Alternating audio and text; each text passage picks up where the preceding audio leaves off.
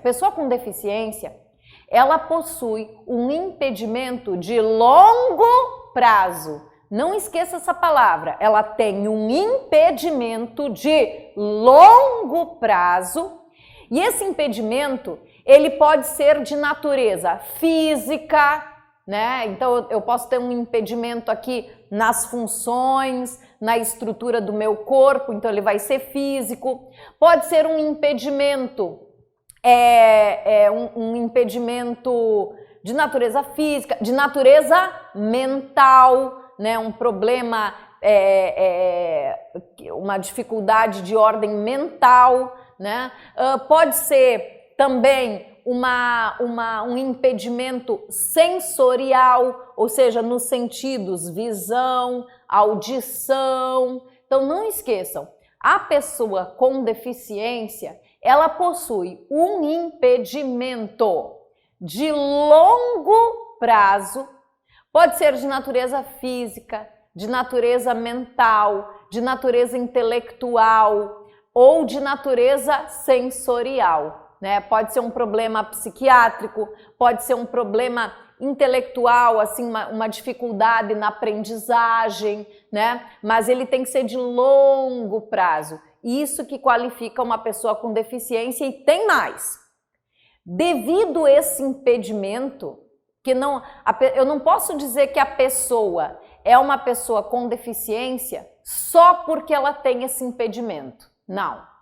Eu tenho que entender que esse impedimento que ela tem, diante de uma ou mais barreiras existentes ali na vida social, essa pessoa, ela não consegue exercer, ela não consegue participar da vida em sociedade em igualdade de condições com as demais pessoas. Então, peraí, é um conceito que algumas palavrinhas nos chamam a atenção. A primeira palavra importante é o impedimento. A segunda palavra importante é de longo prazo. E a terceira palavra importante é barreiras, tá? Então, assim, porque uma pessoa, ela pode ter um impedimento de longo prazo e que, mesmo existindo barreiras, ela consegue transpor essas barreiras e ela não está excluída da sua cidadania e nem da participação efetiva em sociedade. Então, ela pode ser uma pessoa que tem um impedimento de longo prazo, mas por si só, aquilo não lhe tira do convívio e da efetiva participação em sociedade, entendeu?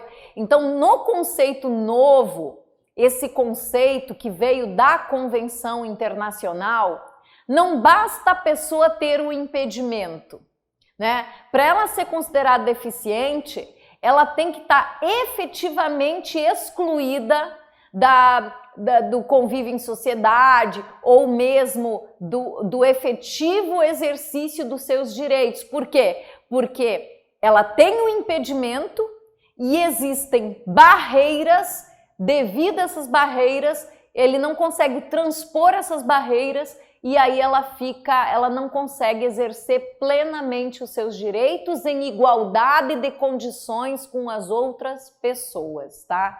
Então, cuidado esse conceito. Ele tem que ter a palavra impedimento, tem que ter longo prazo e tem que ter a palavra barreiras. Aquela pessoa que tem um impedimento, ela não consegue exercer plenamente seus direitos enquanto cidadão em igualdade de condições com outras pessoas, porque existem barreiras e essas barreiras impedem que aquela pessoa com o impedimento de longo prazo exerça efetivamente seu direito como qualquer outro cidadão.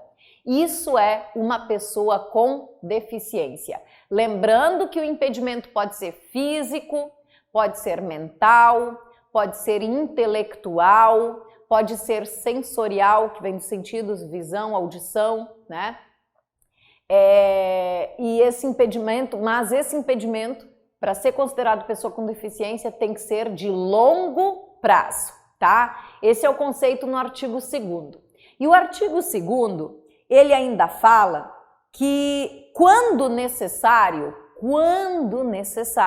muitas vezes na vida, né, você tem que comprovar para as pessoas, comprovar para os órgãos públicos que você realmente tem uma deficiência, não é verdade? Por exemplo, você vai fazer concurso público e aí você quer se inscrever na cota especial, na vaga especial para pessoa com deficiência, né?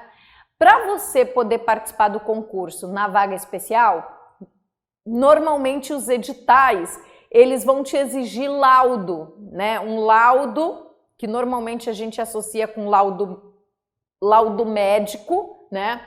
Que vai dizer que você tem uma determinada deficiência, ou seja, que você tem um impedimento de longo prazo, de natureza física, mental, intelectual ou sensorial, né?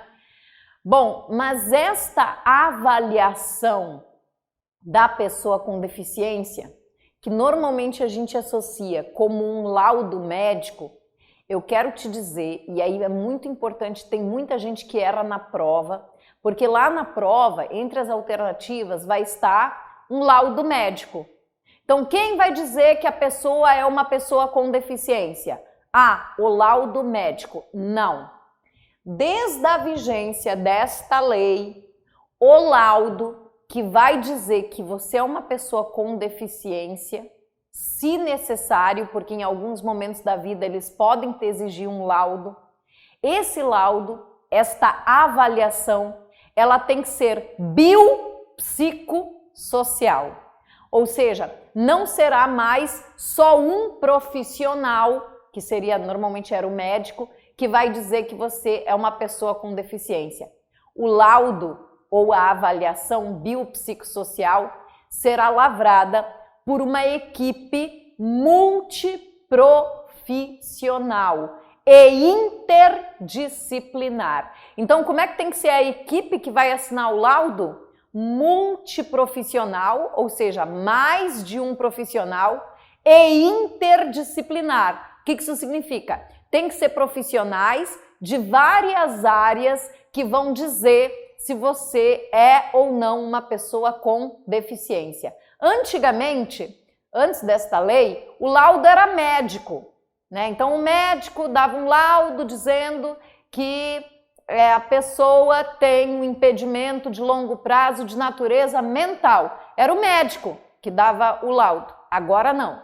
É uma equipe multiprofissional, ou seja, médico, psicólogo, assistente social e interdisciplinar, ou seja, não vale 3 médicos ou 2 médicos, tem que ser uma equipe multiprofissional, ou seja, médico, psicólogo, assistente social, tá bem? Então me diga, como deve ser feita a avaliação da pessoa com deficiência quando necessário? Tem que ser uma avaliação biopsicossocial lavrada por uma equipe, realizada por uma equipe multiprofissional, vários profissionais e interdisciplinar de várias áreas. Então, assim, certamente eu penso que vai ter que ter um médico, vai ter que ter um psicólogo, vai ter que ter um assistente social. Por quê? O que esse laudo vai ter que considerar? Porque, assim, os profissionais vão olhar para a pessoa com deficiência e eles deverão fazer observações, né? Então, o que esses profissionais vão ter que avaliar para considerar aquela pessoa como uma pessoa com deficiência, ou seja, uma pessoa que possui um impedimento de longo prazo, né?